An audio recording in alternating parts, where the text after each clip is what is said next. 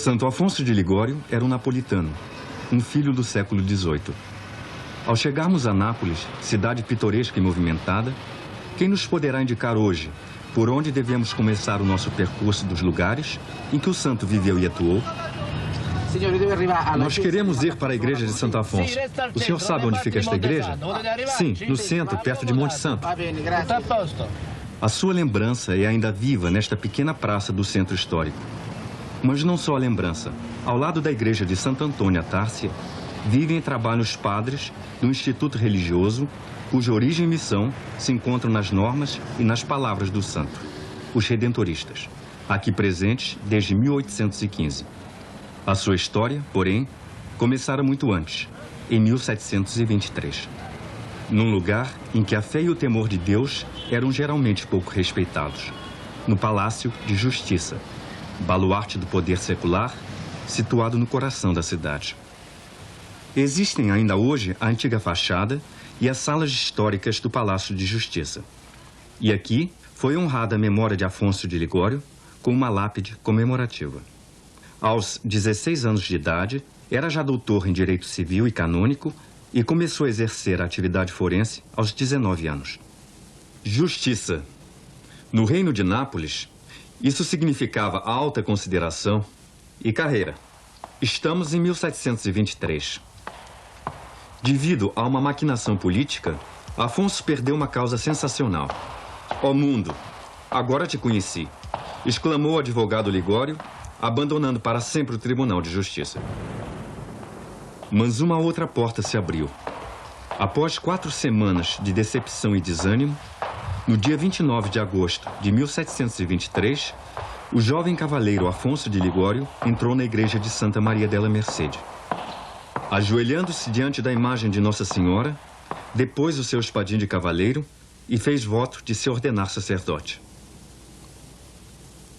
E o Senhor disse-lhe: deixa o mundo e entrega-te a mim. Mas o Jesus que o chamava não era para ele só um menino encantador. Era também o homem flagelado, sofredor e maltratado, como representava as imagens das galeras de seu pai, Dom Giuseppe de Ligório.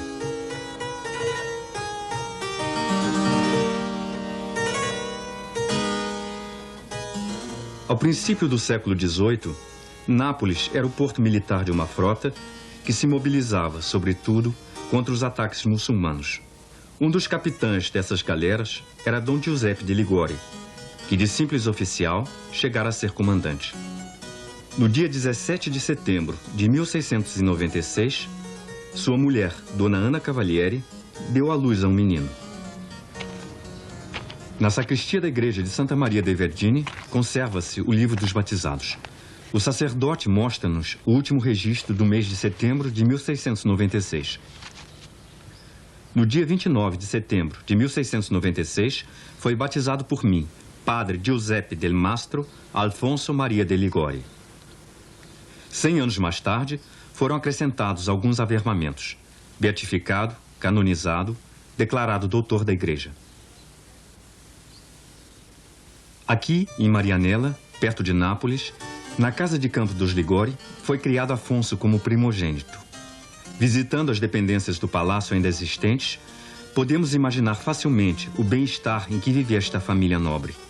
Dom Giuseppe Ligório decidiu que Afonso estudasse em casa. Aos 12 anos, dominava já as ciências humanísticas, a filosofia, o latim. Recebeu lições particulares do famoso pintor Francesco Solimena e do não menos célebre músico Caetano Greco. Seu pai, ambicioso e severo, queria que o primogênito viesse a ser cosmopolita, homem de sucesso, nobre e livre. Como o jovem aristocrata representado neste quadro, que se conserva em Marianella. Para Afonso, porém, era uma jaula dourada que sentia dever abandonar. Começou a dedicar-se aos pobres e aos desprezados, transferindo-se dos palácios para o Hospital dos Incuráveis, onde participava das dores humanas. Hospital que ainda existe e parece conservar a fisionomia daquele tempo, assim como as míseras vielas de Nápoles, que Afonso percorreu 2 séculos antes de nós, para se dedicar à assistência aos pobres e abandonados. Nem sequer a ira do pai conseguiu fazer com que Afonso desistisse de seus intentos. Ainda seminarista, colaborou na fundação das Capelas do Entardecer, onde os habitantes do bairro se reuniam para rezar e cantar cânticos sagrados. Essa obra existe ainda hoje, e não carece de significado o fato de alguns encontros se realizarem sempre no jardim da casa paterna de Afonso, em sua memória e em honra de Maria. Santo Afonso e a Madonna sempre insieme, porque Santo Afonso amava muito a Madonna. Para nós, Santo Afonso e Nossa Senhora estão sempre juntos, porque o santo amava muito a Nossa Senhora. O exemplo desse santo nos estimula a estar unidos a Nossa Senhora e a rezar para ela. Nós de Marianella estamos sempre presentes quando são organizadas festas em honra de Nossa Senhora. Entrando no seminário em outubro de 1723, Afonso vai se afastando cada vez mais da casa paterna. Das videiras do quintal de Marianella parte um caminho que o leva a outra vinha, a vinha do Senhor. No dia 21 de dezembro de 1726, Afonso é ordenado sacerdote na Catedral de Nápoles. E Jesus chamou a si aqueles que amava, e eles foram com ele. Ficariam com ele para serem enviados a pregar. Em 1730, Afonso desembarcou com 5 amigos seus na enseada de Minore, na costa amalfitana. Afonso tornara-se um dos pregadores mais famosos de Nápoles. Pertencia à Associação das Missões Apostólicas, chamada dos Ilustríssimos. Fizera voto de não perder nem um minuto de tempo. Mas agora, encontrando-se completamente esgotado, em perigo de morte, o médico manda-o para as montanhas, para que se estabeleça. Na Serra de Santa Maria dei Monte, Afonso vai encontrar homens que, econômica, cultural e religiosamente, ainda estão mais abandonados do que os mais pobres dos pobres de Nápoles. Eram os pastores e os cabreiros. Perguntamos a um pastor que passa por nós: Santo Afonso? Este nome diz-lhe alguma coisa? Sim, pessoalmente não l'ho conosciuto, mas dai miei nonni l'ho sentito dire que Sim, veniva qua su. eu não o conheci pessoalmente, mas ouvi de meus avós que ele pregava aqui em cima, que ensinava o catequismo naquela pequena igreja e que celebrava a missa aqui o dia inteiro com a gente. Com loro, que tutta la giornata trascorreva insieme a loro, com le pecore. Aqui viveu Afonso a sua segunda conversão. Aqui lhe veio a ideia de fundar uma congregação religiosa que deveria dedicar-se ao cuidado das almas destes pobres e abandonados. A imagem milagrosa de Santa Maria dei Monte é hoje venerada na capela do convento dos Redentoristas, em Scala, uma povoação que virá a ser de importância fundamental para Afonso e para a sua congregação. Depois de haver passado outros 2 anos em Nápoles, Afonso abandonou para sempre a sua cidade natal no dia 2 de novembro de 1732. Cavalgando um jumento, a montada dos pobres, foge para Scala sem se despedir de ninguém. Nessa pequena cidade, sobranceira Amalfi, havia sido fundada um ano antes uma comunidade irmã, a Ordem Religiosa das Irmãs Redentoristas. As Irmãs Redentoristas são uma ordem contemplativa que se propõe à imitação fiel da vida de Cristo.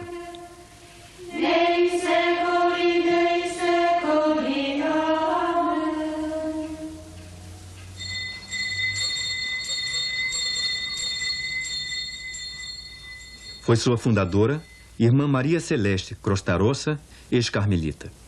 Assistida por Dom Falcoia, bispo de Castellammare, Irmã Celeste fundou o primeiro mosteiro e, sempre apoiada pelo bispo, favoreceu e animou o projeto de Afonso. Não muito distante do mosteiro das Redentoristas, encontra-se a Casa Anastásio, hoje abandonada e que foi a primeira morada de Afonso. Na manhã do dia 9 de novembro de 1732, sob a presidência do bispo Falcoia, a nova congregação reuniu-se na capela provisória. Meditaram longamente, cantaram a missa do Espírito Santo e entoaram o Te Deum. Assim, foi fundada a congregação do Santíssimo Redentor, os Redentoristas. Afonso de Ligório tinha 36 anos e a sua concepção de uma nova comunidade lentamente ia tomando forma. Retirava-se com frequência a uma gruta próxima para meditar e refletir sobre o desenvolvimento futuro da comunidade. Segundo uma piedosa lenda, Nossa Senhora aparecia-lhe nessa gruta, dando-lhe sugestões e normas para o novo instituto missionário. Mais tarde, construíram uma capela nesta gruta.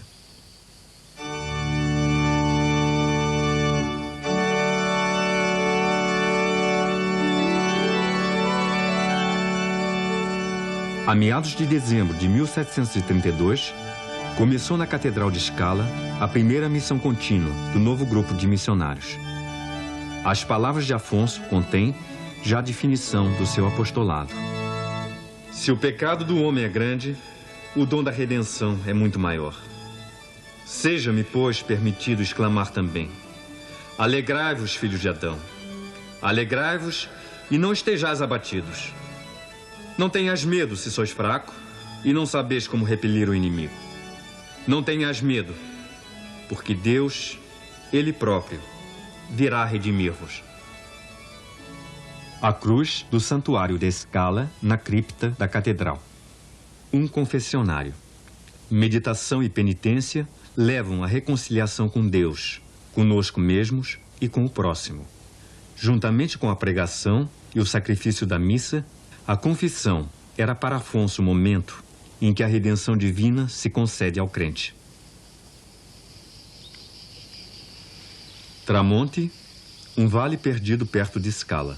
Para nós, visitantes, constitui um espetáculo de rara beleza, um panorama maravilhoso sobre a costa amalfitana.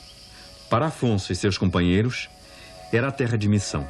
O novo método missionário foi posto à prova nas 12 paróquias e teve êxito.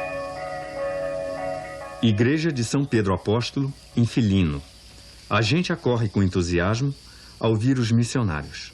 E o mesmo acontece em Campínola, Pietre, Gete e noutras povoações. Alugam uma casa e o irmão Vito Curtio trata da cozinha. Não aceitam remuneração pelo próprio trabalho. San Michele Arcangelo, em Gete.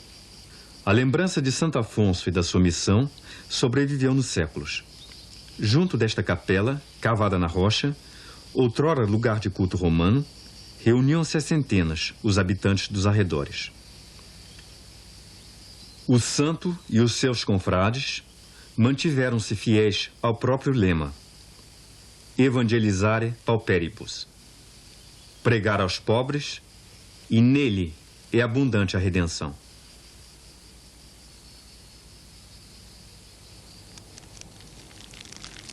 A Casa Anastásio permaneceu sempre a primeira casa da comunidade religiosa, o centro e ponto de encontro onde ela sempre voltava a reunir-se.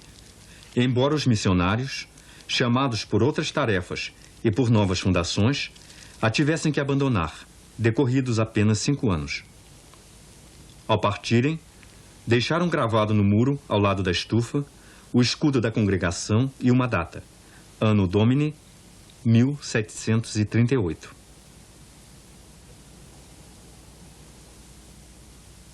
Entretanto, Afonso encontrara uma nova sede, da qual esperava muito.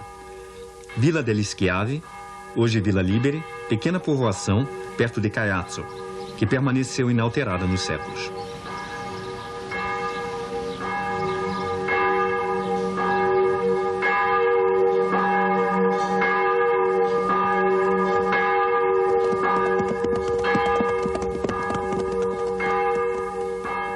A pequena igreja de Santa Maria e a casa anexa, confiada a Afonso na primavera de 1784.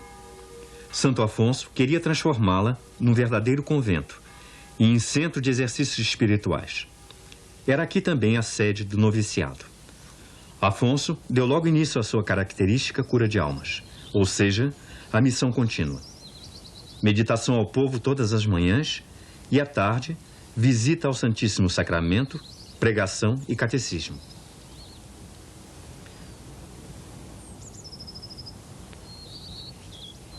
Ao longo das paredes da igreja, vemos ainda as cruzes levadas às missões das paróquias circunvizinhas.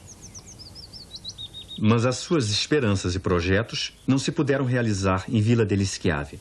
Passados 3 anos, após uma série de intrigas, ameaças e até agressões ao convento, os missionários tiveram que abandonar este lugar para sempre.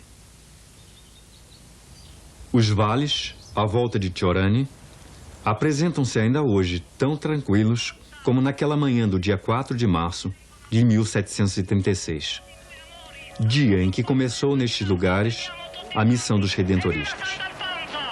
E aqui, Afonso continua a ser festejado todos os anos, precisamente como há 250 anos.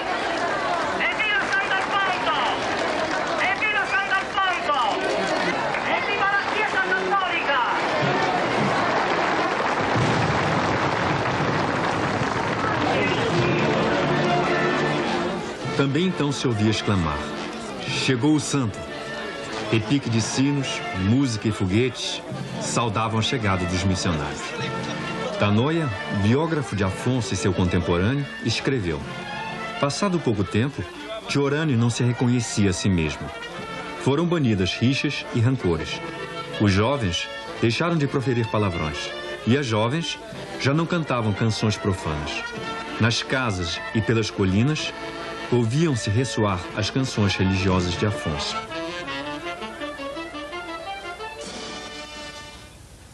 Igreja Paroquial de San Nicola. Podemos imaginar facilmente como no dia 4 de março de 1736, os padres foram solenemente acompanhados a esta igreja, como o Santo Afonso subiu ao púlpito para anunciar a grande missão, que todavia não acabaria aqui em Tiorani. Até há poucos anos, teríamos podido visitar esta sede da missão na sua forma originária, bem como o convento, que o povo construiu com entusiasmo, segundo o projeto do próprio Santo Afonso. Mas no dia 23 de novembro de 1980, às 7h30 da tarde,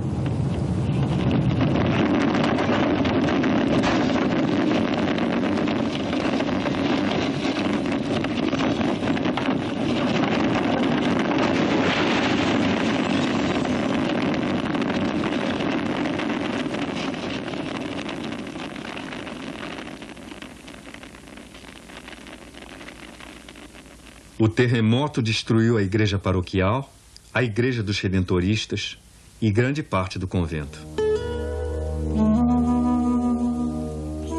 Desabou também o Palácio Sarnelli, onde em 1736 os padres tiveram a sua primeira morada, como hóspedes do barão Sarnelli.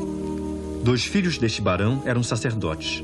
Um deles, Gennaro, já redentorista, era amigo íntimo de Afonso.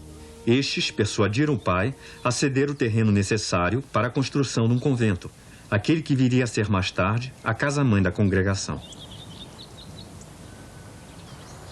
Com a ajuda de amigos fiéis, Afonso pôde finalmente realizar um dos seus desejos mais importantes, a criação de uma comunidade religiosa com sede fixa, uma casa em que se pudesse viver segundo as regras do Instituto.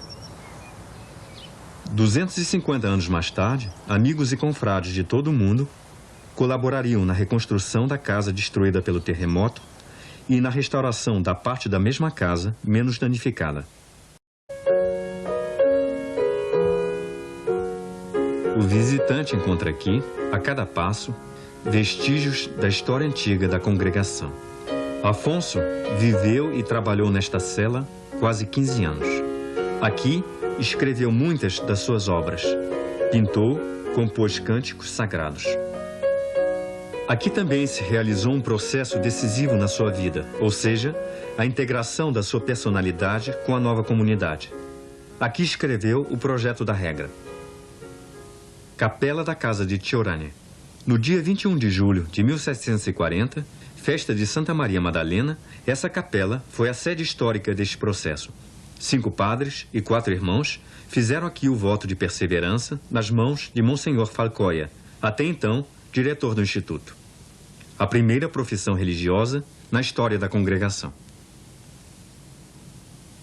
Irmão Gennaro Rendina.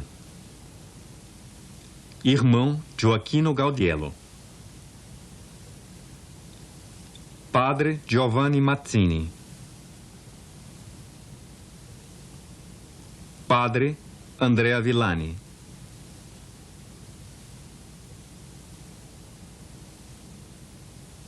Padre Alfonso de Ligori.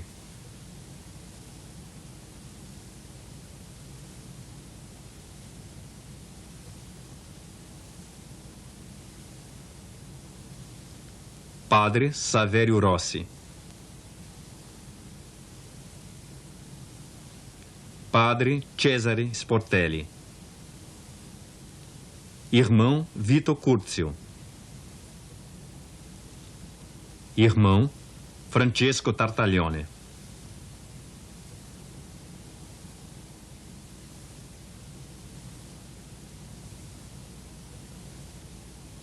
Ajudado pela divina graça, mediante o sangue de Jesus Cristo, prometo e faço voto de perseverar até a morte nesta santa congregação do Santíssimo Salvador. Cada um deles assinou este documento, acrescentando ao próprio nome. Prometo nos termos supracitados. Em 1743, celebrou-se nesta capela o primeiro capítulo geral da congregação. Afonso foi eleito reitor-mor só no quarto escrutínio. Afonso tem 47 anos e jovens cheios de zelo aderem a esta comunidade, que cresce sem cessar. Nos 15 anos seguintes, os padres de Chiorani pregam 243 missões. Em 1749, o Papa Bento XIV aprovou as regras do Instituto. Na capela de Chiorani teve lugar um novo capítulo geral, que determinou os estatutos, então chamados Constituições.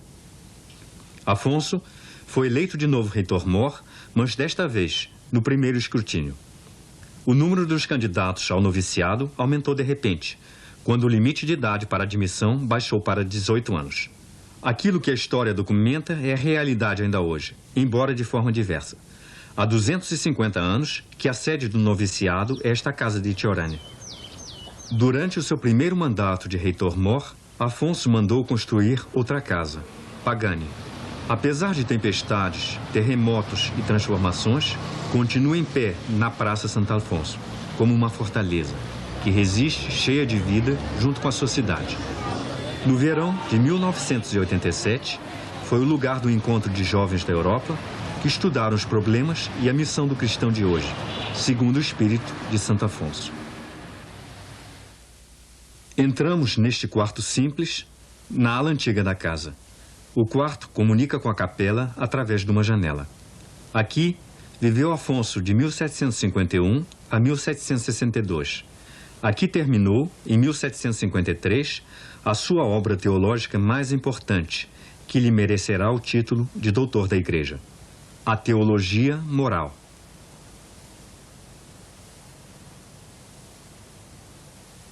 Afonso, escritor.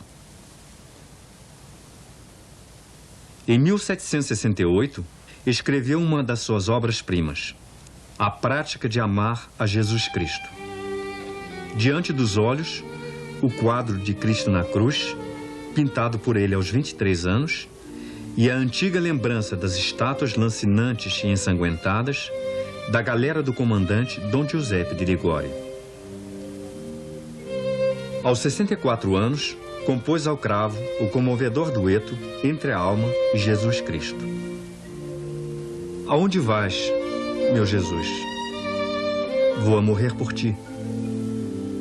Vais então a morrer por mim, meu Deus amado? Quero ir contigo. Quero morrer contigo. Tu ficas em paz e compreende o meu amor por ti. E quando eu estiver morto, lembra-te de mim. Em frente do quadro de Jesus crucificado, mas muito diferente, a tela de Nossa Senhora, por ele pintada, por ele celebrada nos seus livros e venerada nas suas canções.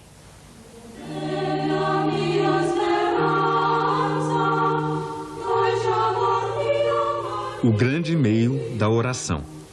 Este livro pertence à série de escritos que tratam das questões práticas de fé. A sua linguagem simples e brilhante pode considerar-se um contributo para o desenvolvimento do italiano moderno. Durante a sua vida, Afonso deu trabalho a 53 editores. As suas obras, traduzidas em mais de 70 línguas, tiveram mais de 20.000 edições. A antiga biblioteca de Pagani, por ele fundada, documenta a sua erudição, argúcia e cultura. Aos 66 anos de idade, é nomeado bispo de Sant'Agata dei Goti pelo Papa Clemente XIII. Essa eleição, que ele não queria absolutamente aceitar, vem arrancá-lo de improviso à sua obra em 1762. Com enorme relutância, mas por obediência ao Papa, Afonso aceitou a nomeação, tornando-se, para a sua diocese, um bispo sensível à justiça e favorável às reformas. A sua memória caracteriza ainda hoje a fisionomia da cidade. A Praça da Catedral tem o seu nome e a nascente de fé que ele abriu para a sua diocese nunca mais se esgotou. Afonso é agora um homem gravemente doente da gota, mas o Papa Clemente XIV contenta-se com que Dom Afonso de Ligório governe a diocese do seu leito de enfermo. Só depois da morte do Papa Clemente XIV, em 1775, que o seu sucessor, Pio VI, aceitou finalmente a sua demissão.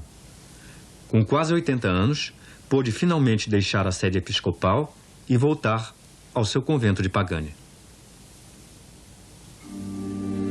Os confrades puseram à sua disposição 2 quartos. Um era a capela, onde mandou pendurar, ao lado da janela, um quadro pintado por ele em 1746, uma meditação sobre a morte.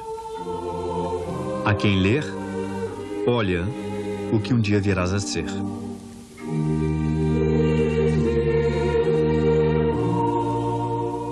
Ao lado, um pequeno aposento, quarto de dormir e de trabalho.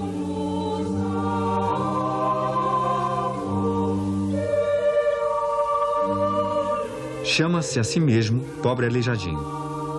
E não exagera. Passa quase todo o tempo numa cadeira de rodas. Comer é para ele um tormento. E quando trabalha a escrivaninha, encosta de vez em quando a testa uma pedra fria de mármore para aliviar a dor de cabeça contínua. Nos últimos anos de sua vida, não podia celebrar a missa. O seu lugar era agora sob a cruz de Cristo. A doença ia apertando cada vez mais dolorosamente a sua cabeça contra o peito, até o ponto de a não poder nunca mais levantar. Afonso tem 90 anos. Só Deus sabe qual e quão grande foi a sua angústia espiritual ao fim da sua vida. Todavia, o seu último retrato representa-o de olhos vivos e pensativos, testemunhas do seu vigor espiritual até a morte. No dia 1º de agosto de 1787, chegaram a Pagani muitos confrades das outras casas. Às 11 horas, souberam que Afonso estava a morrer. Recolheram-se em oração à volta do seu leito. Cada um queria que o pai tocasse um crucifixo, uma imagem de Nossa Senhora.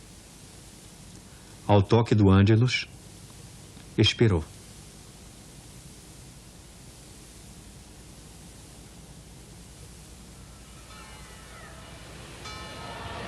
Séculos mais tarde, Pagani, dia 1º de agosto, ao meio-dia, ressoam as badaladas do Ângelus. Quando Afonso morreu, em 1787, a notícia da sua morte difundiu-se instantaneamente por toda a cidade. Morreu o santo! Uma multidão enorme acorreu ao convento.